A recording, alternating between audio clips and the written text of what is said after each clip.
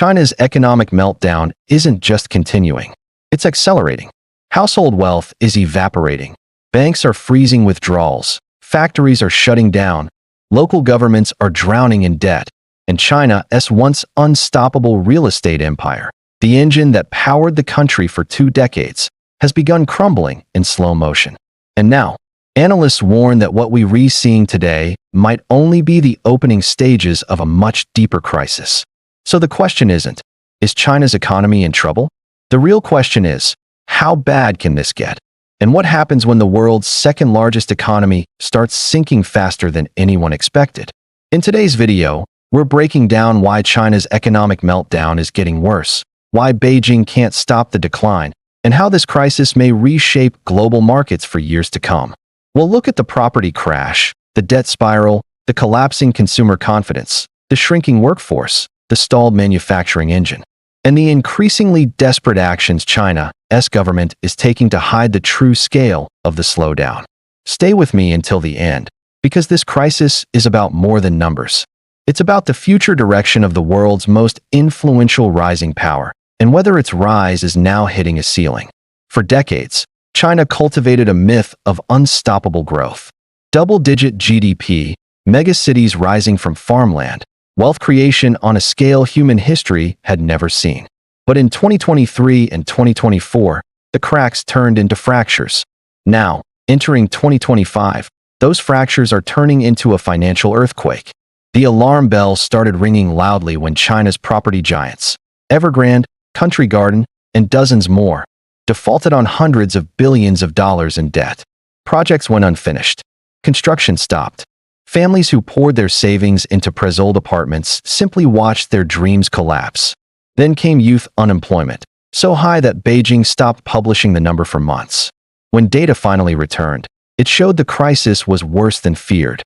Combine this with weak exports, falling foreign investment, and consumer spending that refuses to recover, and you get an economy whose engines are stalling all at once. But this isn't just a slowdown. This is structural damage, the kind that doesn't go away with stimulus. To understand why China's economic downturn is accelerating, we need to understand the root causes and why Beijing's usual tools aren't working. For years, China relied on 3 massive growth pillars: real estate, local government, borrowing, export-driven manufacturing. All 3 are now under pressure. Real estate was the biggest. At its peak, it accounted for 25 to 30% of China's entire GDP, far higher than the United States during the 2008 housing bubble. But the system was built on debt and on the assumption that property values would always rise. They didn't. Next, local governments depended on selling land to developers to finance everything, from subways and roads to social services. When developers stopped buying land, local government revenue collapsed. Finally, China's manufacturing sector is facing one of the biggest demand drops in years.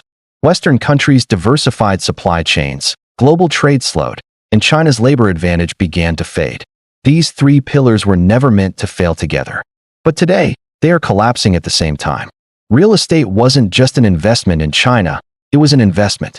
Families put their entire life savings into apartments, often buying them before they were even built. But now, across the country, millions of apartments sit unfinished. Entire districts, known as ghost cities, remain empty. Construction firms have halted work, salaries have been delayed, and protests have erupted as homeowners demand the properties they paid for. Developers owe hundreds of billions of dollars they can't pay back. Evergrande's collapse alone became one of the largest corporate failures in world history. To stabilize the market, Beijing has tried everything: lowering mortgage rates, easing purchase restrictions, urging banks to support developers, but the deeper problem is trust. After losing so much, Chinese families don't want to buy more property, not even with discounts, not even with government pressure. The real estate engine that powered China's rise is now sputtering, possibly permanently. China's real estate collapse triggered a second crisis: local government debt.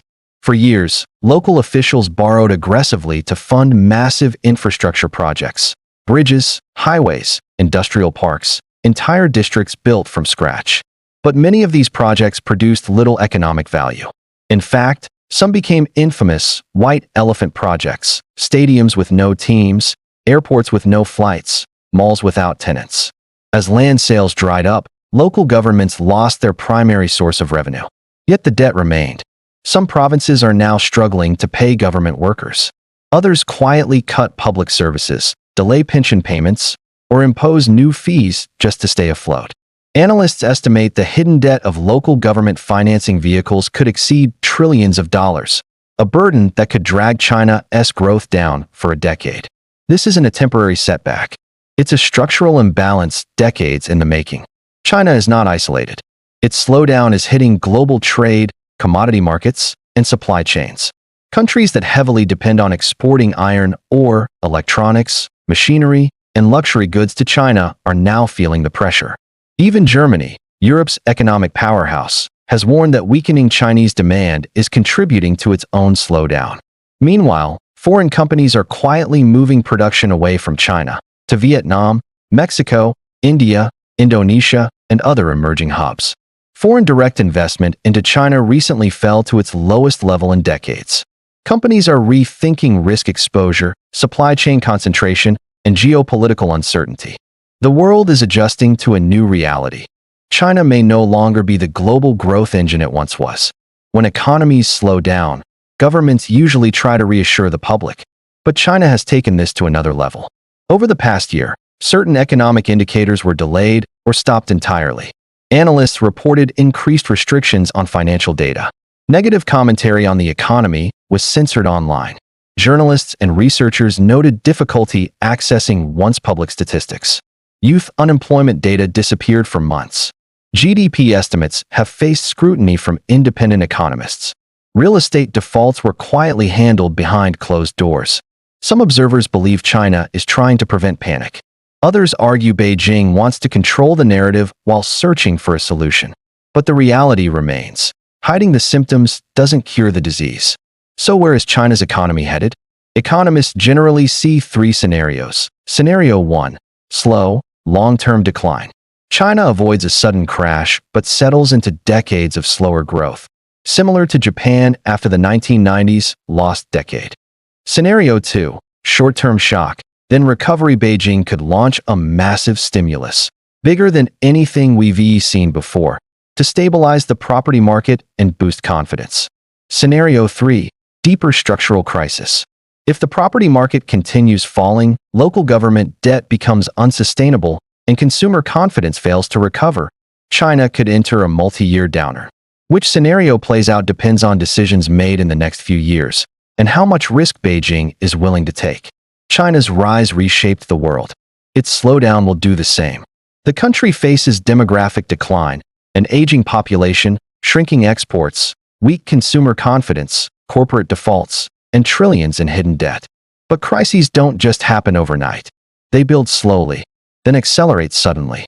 And right now, China is entering that acceleration phase. The meltdown is getting worse. The question is no longer whether China's economy is in trouble, but how far the shockwaves will travel. If you want to understand how China's crisis compares to Russia's economic collapse, click the video on your screen right now. And make sure you subscribe, because this story is changing fast, and we're tracking every chapter. Your support helps us continue making deep dive videos like this one. Thanks for watching, and I'll see you in the next report.